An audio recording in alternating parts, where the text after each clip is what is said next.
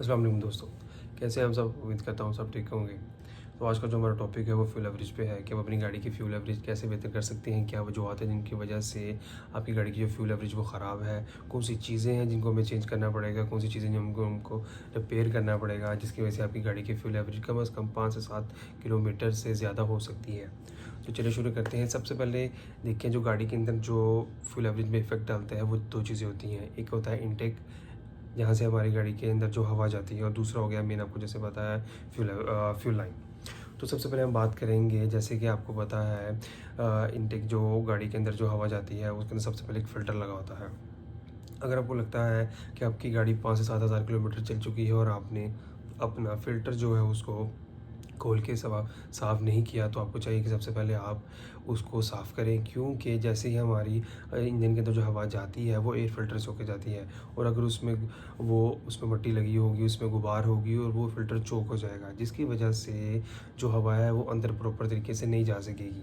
ठीक है, आपको चाहिए कि आप फ़िल्टर को चेंज करें। और अगर आपको लगता है बेसिकली जो फ़िल्टर की लाइफ होती है वो 5 से 6 हज़ार किलोमीटर ही होती है। उसके बाद आपको चाहिए जब भी आप इंजन ऑयल चेंज करवाएँ, अपने जो एयर फ़िल्टर है उसको लाज़िम चेंज करवाएँ।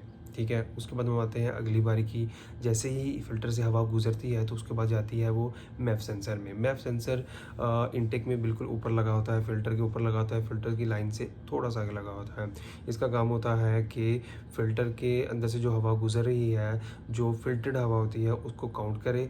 उसके बाद वो ईसीएम को रिपोर्ट देता है कि इतनी हवा है, उसके मुताबिक वो इंजेक्टर में फ्यूल जाता है। ठीक है, अगर आपका जो ये मैफ सेंसर है ये भी सही तरह क्लीन नहीं होगा, बाहर से मट्टी वाली जो हवा होगी, जो फ़िल्टर में से गुजर के छोटे-छोटे गुबार होते हैं, अगर वो फ़िल्टर पे लगे होंगे तो ये भी प्रॉपर तरीके से आपकी जो इन्फॉर्मेशन है वो ईसीएम को नहीं देगा।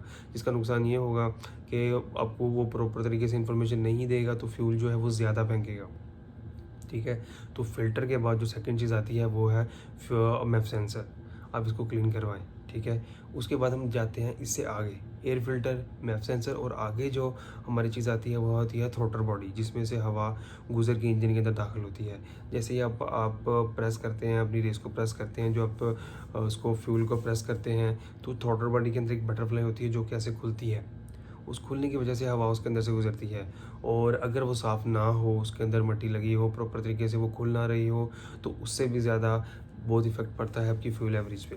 आपको चाहिए कि आप एक हर 20 किलोमीटर के बाद, 20,000 किलोमीटर के बाद आप गाड़ी की ट्यूनिंग करवाएं, जिसमें अब ये सारी चीज़ें आप इसकी साफ़ करवाएं। ठीक है, तो हवा इंजन में दाखिल होगी। अब आगे बारी आती है स्पार्क प्लग की। स्पार्क प्लग, अगर उसमें से कुछ एक स्पार्क प्लग जो शार्ट होंगे, प्रॉपर तरीके से वर्किंग नहीं कर रहे होंगे, स्पार्क प्लग की जो बेसिकली जो एज होती है वो होती है 80,000 किलोमीटर्स। 80,000 किलोमीटर्स के बाद according to any car manual, जो स्पार्क प्लग की जो लाइफ होती है वो होती है 80,000 किलोमीटर। 80,000 किलोमीटर के बाद आपको स्पार्क प्लग को चेंज करवाना चाहिए। और 40,000 किलोमीटर के बाद जब आप गाड़ी की ट्यूनिंग करवाएं, आपको चाहिए है कि स्पार्क प्लग को क्लीन करवाएं। ठीक है, अब अगर एक स्पार्क प्लग भी मिसिंग हो, प्रॉपर तरीके से वर्किंग नहीं कर रहा होगा, तो जो हवा इंजन के अंदर आएगी, जो फ्यूल इंजन के अंदर आएगा, जो उनका एक मिक्सर बनेगा, तो उसको प्रॉपर तरीके से स्पार्क प्लग नहीं जलाएगा तो इंजन अपनी प्रॉपर तरीके से एफिशिएंसी नहीं देगा, तो इससे भी ज़्यादा फ्यूल एवरेज पे फ़र्क पड़ता है। तो आपको चाहिए सबसे पहले एयर फ़िल्टर, उसके बाद आ गया मैफ सेंसर, उसके बाद आ गया थ्रॉटल बॉडी, और लास्ट में आ गया स्पार्क प्लग। ये हो गई हमारी इनटेक वाली सारी साइड। ठीक है, अब हम जाते हैं फ्यूल वाली साइड पे। ठीक है, फ्यूल वाली साइड पे जैसे कि आपको पता है कि टैंक फ्यूल लाइन की तरफ फ्यूल मोटर के अंदर, फ्यूल पंप के अंदर एक मोटर होती है। ठीक है, जो कि जैसे आप स्टार्ट करते हैं गाड़ी, तो वहाँ से वो प्रेशर के साथ वो फ्यूल जो है वो इंजन के अंदर भेजती है। तो अगर आपका फ्यूल पंप सही तरह काम नहीं कर रहा है, यानी उसकी जो एफिशिएंसी है वो प्रॉपर तरीके से नहीं है, हर 80,000 किलोमीटर्स के की जो ट्यूनिंग होती है, अकॉर्डिंग टू द मैनुअल आपको फ्यूल पंप को भी चेंज करवाना चाहिए। फ्यूल पंप और प्रॉपर एक ये जो कंपाउंड होता है, ये होता है फ्यूल फिल्टर। उसके अंदर एक इतना सा फिल्टर लगा होता है जो कि फ्यूल को प्रॉपर तरीके से टंकी में से उठाता है, फिल्टर करके मोटर को देता है, मोटर आगे से फिर अपनी फ्यूल लाइन में उसको भेजता है इंजन की तरफ। तो अगर वो फ्यूल पंप भी सही तरह काम नहीं कर रहा, तो आपकी फ्यूल एवरेज पे फ़र्क पड़ेगा, आपकी गाड़ी की स्टार्टिंग में फ़र्क पड़ेगा, आपकी गाड़ी के पंप मतलब जो उसकी जो पिक है उसमें फ़र्क पड़ेगा। आप इसको चेक करवाएं, अगर आपको लगता है कि इसमें फ़र्क है तो आप इसको चेंज करवाएं। अब हम आते हैं आगे वाली साइड पे, तो फ्यूल इंजेक्टर है, क्योंकि आपको पता है फ्यूल साफ़ नहीं आता। फ्यूल फिल्टर से बच के जो गुबार बचती है वो छोटे छोटे ज़र्रे होते हैं। अगर वो ज़र्रे मतलब वहाँ से भी गुजर के आ जाते हैं फ्यूल इंजेक्टर के अंदर। फ्यूल इंजेक्टर के अंदर एक छोटा छोटा सा ज़र्रे जो होते हैं उसमें छोटे छोटे से होल्स होते हैं। अगर वो गुबार उन होल में फंस जाए तो प्रॉपर तरीके से जो फ्यूल आता है, जो ईसीएम से करंट हमें देता है मैफ सेंसर की इतनी हवा गुजर रही है, तो जो उसके अंदर से करंट आता है इंजेक्टर को कि इतनी देर के लिए खुलना है, वो प्रॉपर तरीके से खुलता नहीं है। उसके कदे वॉल्व बंद होते हैं जिसकी वजह से वो प्रॉपर फ्यूल नहीं दे सकता। तो जैसे वो एग्जांपल के तौर पे 1 2 3 सही तरह फ्यूल फेंक रहे हैं और जो 2 वाला वो सही तरह फ्यूल नहीं फेंक रहा, तो वो सिलेंडर सही तरह काम नहीं करेगा, जिसकी वजह से आपकी गाड़ी झटके से चलेगी, उसकी पिक में इशू होगा और पिक में इशू होगा, साथ फ्यूल एवरेज में भी फ़र्क आएगा।